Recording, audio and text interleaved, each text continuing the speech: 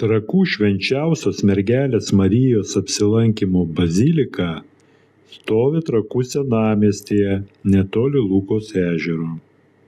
Turi gotikos ir baroko architektūros bruožų. Katalikiškos piligrimystės vieta Vilniaus arkivyskupijoje.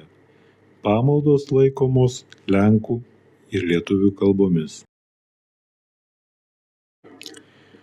Trakų parapijos bažnyčia 1409 metais fundacinę privilegiją įsteigė Lietuvos didysis kunigaikštis Vytautas. Jai suteikta Švenčiausios Mergelės Marijos Apsilankymo ir Švento evangelisto Jono titulas. 3 kunigams išlaikyti skirtas Bezdežo valsčius.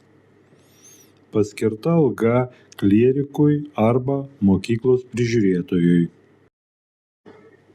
1700 metais iš pietų pristatyta Riomerių šeimos koplyčia. 18 amžiaus pradžioje per Šiaurės karą bažnyčia gerokai apgriauta. Iki 1719 metų atstatyta ir rekonstruota. Pristatyti bokštai, paaukštinta centrinė nava, bažnyčia įgavo baroko bruožų.